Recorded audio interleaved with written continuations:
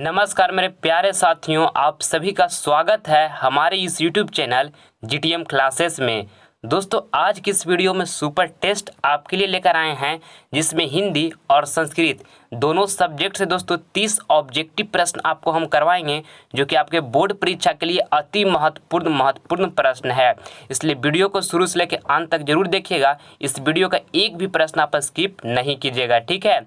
और दोस्तों, जमकर पढ़ाई कीजिए। दोस्तों, मेरा ये जिद है कि 450 प्लस लाकर ही छोड़ना है दोस्तों, ठीक है। जिंदगी में जो भी प्रॉब्लम है, जो भी समस्या है, उससे कॉम्पीट कीजिए, उससे लड़िए, हारिए नहीं, ठीक है।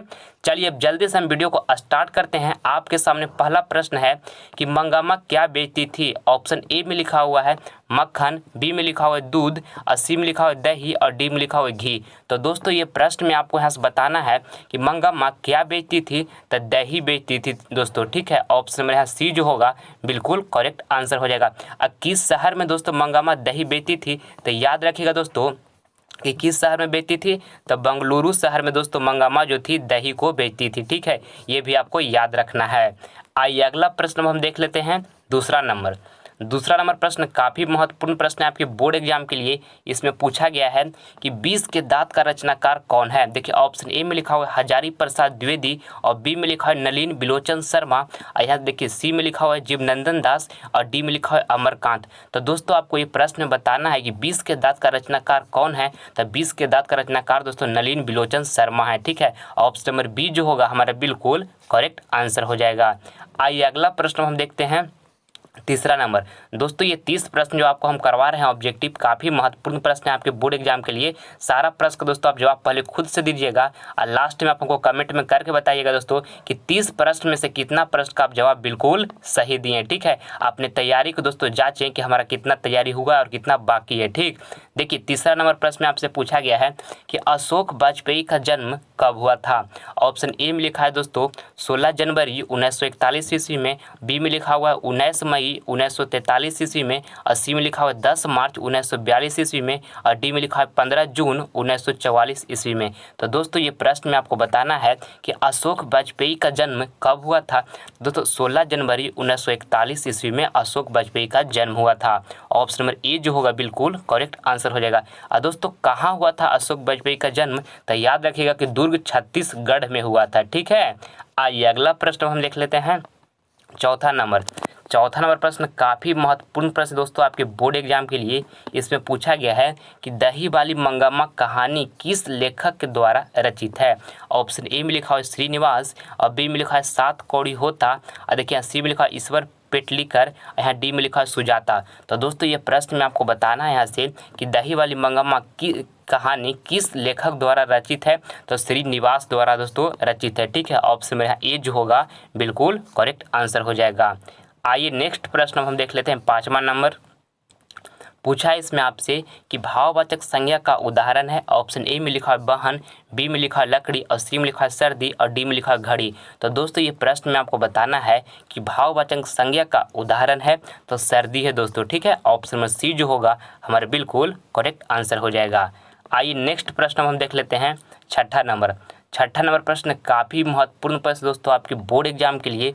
पूछा गया इसमें कि नाखून क्यों बढ़ते हैं का रचनाकार कौन है। ऑप्शन ए में लिखा है हजारी प्रसाद द्विवेदी, बी में लिखा है अमरकांत, और सी में लिखा है मैक्स मुलर, और डी में लिखा है महात्मा गांधी। तो दोस्तों, ये प्रश्न में आपको बताना है कि नाखून क्यों बढ़ते हैं का रचनाकार कौन है। तो दोस्तों, हजारी प्रसाद द्विवेदी हैं, ठीक है। ऑप्शन नंबर ए जो होगा हमारा बिल्कुल करेक्ट आंसर हो जाएगा। और दोस्तों, हजारी प्रसाद द्विवेदी का जन्म कब हुआ था, तो याद रखिएगा दोस्तों कि 1907 ईस्वी में हजारी प्रसाद द्विवेदी का जन्म हुआ था। हजारी प्रसाद द्विवेदी का जन्म कब हुआ था दोस्तों, तो 1907 ईस्वी में हुआ था। आइए अगला प्रश्न हम देख लेते हैं। 7 नंबर प्रश्न में पूछा गया है कि सभा शब्द दोस्तों कौन संज्ञा है। ऑप्शन ए में लिखा है जातिवाचक, और बी में लिखा है व्यक्तिवाचक, और सी में लिखा है समूहवाचक, और डी में लिखा है भाववाचक।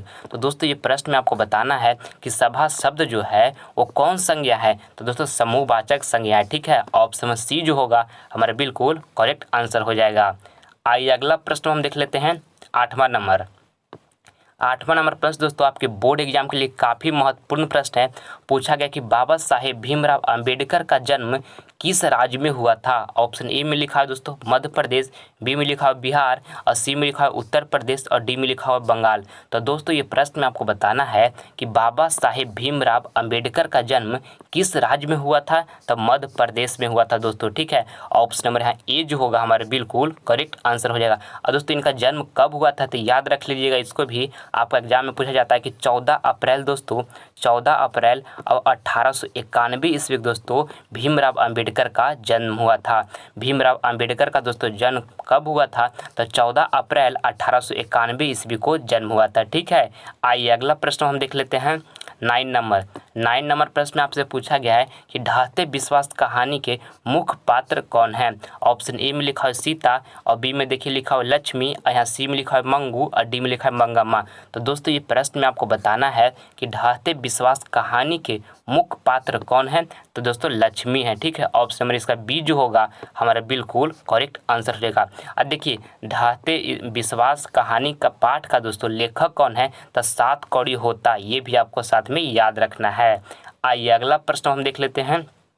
10 नंबर इसमें आपसे पूछा गया है कि 20 के दांत शीर्षक पाठ की विधा है। ऑप्शन ए में लिखा है निबंध और बी में लिखा है कहानी और सी में लिखा है तो रेखा चित्र और डी में लिखा है भाषण। तो दोस्तों ये प्रश्न में आपको यहाँ से बताना है कि 20 के दांत शीर्षक पाठ की विधा है तो कहानी है दोस्तों, ठीक है। ऑप्शन नंबर यहाँ जो बी होगा हमारा बिल्कुल करेक्ट आंसर हो जाएगा। और दोस्तों 20 के दांत कहानी का दोस्तों हमारा लेखक कौन है? तो नलिन बिलोचन शर्मा है, ठीक है। ये भी आपको याद रखना है। आइए अगला प्रश्न हम देख लेते हैं। 11 नंबर प्रश्न काफ़ी महत्वपूर्ण प्रश्न दोस्तों आपके बोर्ड एग्जाम के लिए। इसमें आपसे पूछा गया है कि बहादुर लेखक का घर छोड़कर क्यों भाग गया? ऑप्शन ए में लिखा हुआ चोरी का आरोप लगाने पर, बी में लिखा है खाना नहीं मिलने पर और सी में लिखा है बहुत काम करना पड़ता था और डी में लिखा है गाय चराना पड़ता था। तो दोस्तों आपको बताना है इस प्रश्न में कि बहादुर लेखक का घर छोड़कर क्यों भाग गया? तो दोस्तों उसके चोरी का आरोप लगाया गया था झूठा, ठीक है, इसीलिए भागा था। तो ऑप्शन में ए जो होगा यहाँ बिल्कुल करेक्ट आंसर हो जाएगा। चोरी का आरोप लगाया गया था बहादुर पर, इसीलिए घर के छोड़कर भाग गया था। ऑप्शन में ए बिल्कुल करेक्ट है। आइए अगला प्रश्न हम देख लेते हैं। 12 नंबर प्रश्न दोस्तों आपके बोर्ड एग्जाम के लिए काफ़ी महत्वपूर्ण प्रश्न है। इसमें पूछा गया आपसे कि भारतीय संविधान के निर्माता में महत्वपूर्ण भूमिका किसकी थी? ऑप्शन ए में लिखा है महात्मा गांधी, बी में लिखा है राजगोपालाचारी और सी में लिखा हुआ है भीमराव अंबेडकर और डी में लिखा है इनमें से कोई नहीं। तो दोस्तों आपको बताना है कि भारतीय संविधान के निर्माता में महत्वपूर्ण भूमिका किसकी है? तो दोस्तों भीमराव अंबेडकर का है, ठीक है। ऑप्शन नंबर यहाँ पर सी जो होगा हमारा बिल्कुल करेक्ट आंसर हो जाएगा। आइए नेक्स्ट प्रश्न हम देख लेते हैं। 13 नंबर प्रश्न में दोस्तों आपको बताना है कि निम्नलिखित में सर्वनाम है। ऑप्शन ए में लिखा है वह और बी में लिखा है दोस्तों अच्छा और सी में लिखा है मोहन और डी में लिखा हुआ है माता पिता। दोस्तों ये प्रश्न में आपको बताना है कि निम्नलिखित में सर्वनाम है, तो हमारा सर्वनाम जो है दोस्तों वह है, ठीक है। ऑप्शन में यहाँ पर ए जो होगा बिल्कुल करेक्ट आंसर हो जाएगा, ठीक है। आइए अगला प्रश्न हम देख लेते हैं। 14 नंबर प्रश्न में आपको बताना है दोस्तों कि बहादुर का पूरा नाम क्या था? ऑप्शन ए में लिखा है खुश बहादुर, बी में लिखा है दिल बहादुर, सी में लिखा है कुल बहादुर और डी में लिखा हुआ है गुल बहादुर। तो दोस्तों इस प्रश्न में आपको बताना है कि बहादुर का पूरा नाम क्या था? तो दिल बहादुर था दोस्तों, ठीक है। ऑप्शन नंबर बी यहाँ पर बिल्कुल करेक्ट आंसर हो जाएगा, इसको आपको याद रखना है। आइए अगला प्रश्न हम देख लेते हैं। 15 नंबर इसमें पूछा गया आपसे दोस्तों कि बहादुर पर कितने रुपये की चोरी का इल्ज़ाम लगाया गया था? ऑप्शन ए में लिखा है 10 रुपये और बी में लिखा है 12 रुपये और सी में लिखा है 11 रुपये और डी में लिखा हुआ है 13 रुपये। तो दोस्तों आपको बताना है इस प्रश्न में कि बहादुर पर कितने रुपये की चोरी का इल्ज़ाम लगाया गया था? तो दोस्तों 11 रुपये का चोरी का इल्ज़ाम लगाया गया था झूठा बहादुर पर, ठीक है। ऑप्शन में सी जो होगा हमारा बिल्कुल करेक्ट आंसर हो जाएगा। आइए नेक्स्ट प्रश्न हम देखते हैं। 16 नंबर है दोस्तों, इसमें आपको बताना है कि विजय किससे प्राप्त होती है? ऑप्शन ए में लिखा है सत्य से और बी में लिखा है असत्य से, सी में लिखा है अपमान से और डी में लिखा है दोस्तों घृणा से। तो आपको बताना है इस प्रश्न में कि विजय किससे प्राप्त होती है? तो सत्य से होती है दोस्तों, ठीक है। ऑप्शन में ए जो होगा हमारा बिल्कुल करेक्ट आंसर हो जाएगा। दोस्तों सारा प्रश्न काफ़ी महत्वपूर्ण है, एक भी प्रश्न इस वीडियो का आप स्किप ना करें, सारे प्रश्न को दोस्तों आप पूरी कंसंट्रेशन के साथ देखें, ठीक है। है। देखिए पूछा गया इसमें कि पृथ्वी का दान देने के लिए कौन चाहता है। ऑप्शन ए में लिखा हुआ है शल्य, और बी में लिखा है भाष्य, और सी में लिखा है इंद्र, और डी में लिखा है कर्ण। तो दोस्तों ये प्रश्न में आपको बताना है कि पृथ्वी का दान देने के लिए कौन चाहता है, तो कर्ण दोस्तों, ठीक है। ऑप्शन में है डी जो होगा हमारा बिल्कुल करेक्ट आंसर हो जाएगा। कर्ण दोस्तों बहुत ही दानशील व्यक्ति थे, ठीक है, ये भी आपको याद रखना है। आइए अगला प्रश्न हम देख लेते हैं 18 नंबर। इसमें दोस्तों आपको बताना है कि शरीर का सबसे बड़ा शत्रु कौन है। ऑप्शन ए में लिखा हुआ है क्षमा, बी में लिखा हुआ है आलस, और सी में लिखा हुआ है क्रोध, और डी में लिखा हुआ है दोस्तों लोभ। तो आपको बताना है इस प्रश्न में कि शरीर का सबसे बड़ा शत्रु कौन है। दोस्तों आलस्य है, ठीक है। ऑप्शन नंबर यहाँ बी जो होगा बिल्कुल करेक्ट आंसर हो जाएगा। इसलिए दोस्तों जीवन में कभी आलस नहीं कीजिएगा, ठीक। आइए अगला प्रश्न हम देख लेते हैं 19 नंबर। इसमें आपसे पूछा गया है कि आलस कथा का रचनाकार कौन है। ऑप्शन ए में लिखा है विद्यापति, और यहाँ बी में लिखा है सूरदास, और डी में लिखा है कालिदास, और यहाँ डी में लिखा है दोस्तों तुलसीदास। तो आपको ये प्रश्न में बताना है कि आलस कथा का रचनाकार कौन है। दोस्तों विद्यापति हैं, ठीक है। ऑप्शन नंबर यहाँ जो बी ए में लिखा हुआ विद्यापति, ए ऑप्शन बिल्कुल करेक्ट आंसर हो जाएगा, ठीक है। आलस कथा पाठ का दोस्तों रचनाकार विद्यापति हैं, इसको आपको याद रखना है, काफ़ी महत्वपूर्ण प्रश्न है। अब देखते हैं 20 नंबर प्रश्न। इसमें पूछा गया है कि कुंती का पुत्र कौन था। ऑप्शन ए में लिखा है ब्रह्मा, बी में लिखा है दुर्योधन, और सी में लिखा है कर्ण, और डी में लिखा हुआ इंद्र। तो दोस्तों आपको बताना है इस प्रश्न में कि कुंती का पुत्र कौन था दोस्तों, तो कर्ण था, ठीक है। ऑप्शन में सी होगा हमारा बिल्कुल करेक्ट आंसर हो जाएगा। आइए अगला प्रश्न हम देख लेते हैं 21 नंबर। 21 नंबर प्रश्न दोस्तों आपके बोर्ड एग्जाम के लिए काफ़ी महत्वपूर्ण प्रश्न है। इसमें पूछा गया है कि जीवन का श्रेष्ठ लक्ष्य क्या होना चाहिए। ऑप्शन ए में लिखा है शांति, और बी में लिखा हुआ है विश्व कल्याण, और सी में लिखा है दोस्तों सद्भावना, और डी में लिखा हुआ ये सभी। तो दोस्तों आपको बताना है इस प्रश्न में जीवन का श्रेष्ठ लक्ष्य क्या होना चाहिए। तो शांति होना चाहिए दोस्तों, और विश्व कल्याण भी होना चाहिए, और सद्भावना भी होना चाहिए, ठीक है। देखो राइट आंसर जो होगा ये सभी, ऑप्शन नंबर डी यहाँ जो होगा बिल्कुल करेक्ट आंसर हो जाएगा। आइए अगला प्रश्न हम देखते हैं 22 नंबर। और दोस्तों ये 30 प्रश्न में से जो प्रश्न आपको याद नहीं है उससे आप नोटबुक पर नोट करके याद कर लीजिएगा दोस्तों, क्योंकि आपके बोर्ड परीक्षा के लिए काफ़ी ही महत्वपूर्ण प्रश्न है, ठीक है। और लास्ट में आप हमको कमेंट करके बताइएगा कि 30 प्रश्न में दोस्तों कितना प्रश्न का आप जवाब बिल्कुल सही दिए हैं, ठीक है। देखिए 22 नंबर प्रश्न में आपसे पूछा गया है कि महान से भी महान क्या है। ऑप्शन ए में लिखा है आत्मा, और सी में लिखा है दानव, और यहाँ बी में लिखा है दानव, और सी में लिखा है ऋषि, और डी में लिखा है दोस्तों देवता। तो आपको बताना है इस प्रश्न में कि महान से भी महान क्या है दोस्तों, तो आत्मा है, ठीक है। ऑप्शन नंबर ए जो होगा हमारे बिल्कुल करेक्ट आंसर हो जाएगा। आइए अगला प्रश्न हम देख लेते हैं 23 नंबर। 23 नंबर प्रश्न काफ़ी महत्वपूर्ण प्रश्न दोस्तों आपके बोर्ड एग्जाम के लिए। इसमें पूछा गया है कि पटना की किस दिशा में गंगा बहती है। ऑप्शन ए में लिखा हुआ है पश्चिम दिशा में, बी में लिखा है दक्षिण दिशा में, सी में लिखा है उत्तर दिशा में, और डी में लिखा हुआ है पूर्व दिशा में। तो दोस्तों आपको बताना है कि पटना की किस दिशा में गंगा बहती है, तो उत्तर दिशा में बहती है दोस्तों, ठीक है। ऑप्शन नंबर यहाँ पर सी जो होगा बिल्कुल करेक्ट आंसर हो जाएगा। आइए अगला प्रश्न हम देख लेते हैं 24 नंबर।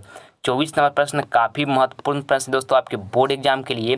पूछा गया है कि भारत में किस महान परंपरा को सुनाया जाता है। ऑप्शन ए में लिखा है शास्त्रों को, और बी में लिखा है शास्त्र को, यहाँ देखिए सी में लिखा है लोभ को, और डी में लिखा है दोस्तों कलह को। तो आपको बताना है कि भारत में किस महान परंपरा को सुनाया जाता है, तो शास्त्रों को सुनाया जाता है दोस्तों, ठीक है। ऑप्शन में ए जो होगा हमारा बिल्कुल करेक्ट आंसर हो जाएगा। आइए अगला प्रश्न हम देख लेते हैं 25 नंबर। ये प्रश्न काफ़ी महत्वपूर्ण प्रश्न दोस्तों आपके बोर्ड एग्जाम के लिए, बहुत बार आपके एग्जाम में पूछा जा चुका है। स्वामी दयानंद का जन्म किस गांव में हुआ था। ऑप्शन ए में लिखा है दोस्तों रामनगर में, और बी में लिखा है दोस्तों टंकारा में, और सी में लिखा है अयोध्या में, और डी में लिखा है इनमें से कोई नहीं। तो आपको बताना है दोस्तों कि स्वामी दयानंद का जन्म दोस्तों किस गांव में हुआ था, तो टंकारा में हुआ था दोस्तों, ठीक है। ऑप्शन नंबर बी जो होगा हमारा बिल्कुल करेक्ट आंसर हो जाएगा। और दोस्तों टंकारा किस राज्य में है, तो गुजरात में है, ठीक है। ये भी आपको याद रखना है। और दोस्तों स्वामी दयानंद का जन्म कब हुआ था, तो याद रखिएगा दोस्तों कि 1824 ईस्वी में स्वामी दयानंद का जन्म हुआ था, ठीक है। ये भी आपको याद रखना है। आइए अगला प्रश्न हम देख लेते हैं 26 नंबर प्रश्न में पूछा गया है कि पाटलिपुत्र नगर में क्या प्रसिद्ध है। ऑप्शन ए में लिखा है ताजमहल, बी में लिखा है गोलघर और सी में लिखा है दोस्तों राजमहल और डी में लिखा हुआ है जल मीनार। तो दोस्तों ये प्रश्न में आपको बताना है कि पाटलिपुत्र नगर में क्या प्रसिद्ध है, तो गोलघर प्रसिद्ध है दोस्तों। ठीक है, ऑप्शन नंबर यहाँ बी जो होगा बिल्कुल करेक्ट आंसर हो जाएगा। आइए अगला प्रश्न हम देख लेते हैं 27 नंबर। और दोस्तों अगर जो आप हमारा अदर सब्जेक्ट का वीडियो देखना चाहते हैं तो आप हमारा डिस्क्रिप्शन में जाइए दोस्तों, वहां पर आपको सारा सब्जेक्ट का प्लेलिस्ट का लिंक मिल जाएगा और जितना भी दोस्तों उसमें प्रश्न को कवर किया गया है आपके बोर्ड एग्जाम के लिए काफ़ी महत्वपूर्ण प्रश्न का कवर किया गया है। ठीक है, इसलिए दोस्तों अगर जो आप मैट्रिक बोर्ड की अच्छी तैयारी करना चाहते हैं तो एक बार वो वीडियो का आप जरूर देखें। ठीक, देखिए 27 नंबर प्रश्न हम देखते हैं, यह संसार किसके द्वारा अनुशासित है। ऑप्शन ए में लिखा हुआ है मनुष्य के द्वारा, बी में लिखा है वीरों के द्वारा, सी में लिखा है दानव के द्वारा, यहाँ पे डी में लिखा है परमात्मा के द्वारा। तो दोस्तों आपको बताना है इस प्रश्न में कि यह संसार किसके द्वारा अनुशासित है। दोस्तों परमात्मा के द्वारा अनुशासित है। ठीक है, ऑप्शन नंबर है डी जो होगा बिल्कुल करेक्ट आंसर हो जाएगा। आइए नेक्स्ट प्रश्न हम देखते हैं 28 नंबर प्रश्न काफ़ी महत्वपूर्ण प्रश्न है आपके बोर्ड एग्जाम के लिए दोस्तों। पूछा गया कि गांधी सेतु पुल कहाँ स्थित है। ऑप्शन ए में लिखा है आरा, बी में लिखा है सासाराम, सी में लिखा है पाटलिपुत्र और डी में लिखा है पहाड़पुर। तो दोस्तों आपको बताना है कि गांधी सेतु पुल कहाँ स्थित है, तो दोस्तों पाटलिपुत्र में स्थित है। ठीक है, ऑप्शन नंबर सी जो होगा हमारा बिल्कुल करेक्ट आंसर हो जाएगा। और दोस्तों गांधी सेतु पुल किस नदी के ऊपर है, तो गंगा नदी के ऊपर दोस्तों बना है गांधी सेतु पुल। ठीक है, ये भी आपको याद रखना है। आइए अगला प्रश्न हम देख लेते हैं 29 नंबर। इस प्रश्न में आपको बताना है दोस्तों कि शिक्षा समाप्त होने पर गुरु शिष्य को कहाँ भेजते हैं। ऑप्शन ए में लिखा हुआ गांव में, बी में लिखा है वन में और सी में लिखा है अपने घर में और डी में लिखा है इनमें से कोई नहीं। तो दोस्तों ये प्रश्न में आपको बताना है कि शिक्षा समाप्त होने पर गुरु शिष्य को कहाँ भेजते हैं, तो दोस्तों अपने घर में भेजते हैं। ठीक है, ऑप्शन नंबर यहाँ पर जो सी होगा बिल्कुल करेक्ट आंसर हो जाएगा। आइए अगला प्रश्न हम देख लेते हैं 30 नंबर। इसमें आपको बताना है दोस्तों कि उपनिषद के कितने प्रकार होते हैं। ऑप्शन ए में लिखा है 105, बी में लिखा है 106 और सी में लिखा हुआ 107 और डी में लिखा है दोस्तों 108। तो बताना है दोस्तों ये इस प्रश्न में आपको कि उपनिषद के कितने प्रकार होते हैं, तो 108 होते हैं दोस्तों। ठीक है, ऑप्शन में डी जो होगा हमारा बिल्कुल करेक्ट आंसर हो जाएगा। ठीक है, देखिए अगला प्रश्न हम देखते हैं दोस्तों। अगला प्रश्न आपका HW का प्रश्न है। ये प्रश्न आपको होमवर्क में दिया जा रहा है, कमेंट बॉक्स में इसका आप जवाब दीजिएगा कि राइट आंसर दोस्तों हमारा चारों ऑप्शन में से कौन होगा। प्रश्न में पूछा गया है कि पटना किस राज्य की राजधानी है। ऑप्शन ए में लिखा है उत्तर प्रदेश, बी में लिखा है मध्य प्रदेश और सी में लिखा है बिहार और डी में लिखा है गुजरात। तो दोस्तों चारों ऑप्शन में से कौन ऑप्शन आपको करेक्ट लग रहा है, आप हमें कमेंट बॉक्स में इसका जवाब जरूर दीजिएगा। आपका कमेंट का दोस्तों हम प्रतीक्षा करेंगे। दोस्तों यहाँ पर आपको हम 30 अति महत्वपूर्ण प्रश्न करवाए हैं जो कि आपके बोर्ड परीक्षा के लिए काफ़ी महत्वपूर्ण प्रश्न है। 30 प्रश्न में कितना प्रश्न का बिल्कुल सही जवाब दिए दोस्तों, ईमानदारी पूर्वक आप हमको कमेंट बॉक्स में बताइए ताकि हमको पता चल सके कि आपका तैयारी कितना हुआ है और कितना बाकी है। ठीक है दोस्तों, मैं उम्मीद करता हूँ कि वीडियो आपको इंटरेस्टिंग लगा होगा, तो प्लीज़ आप इस वीडियो को लाइक करें, अपने दोस्तों में शेयर करें और आप हमारे चैनल पर नए हैं तो आप इसे सब्सक्राइब कर लें दोस्तों, ताकि आने वाला वीडियो नोटिफिकेशन सबसे पहले आपको मिल सके। मिलते हैं आपसे अगले वीडियो में, तब तक के लिए जय हिंद।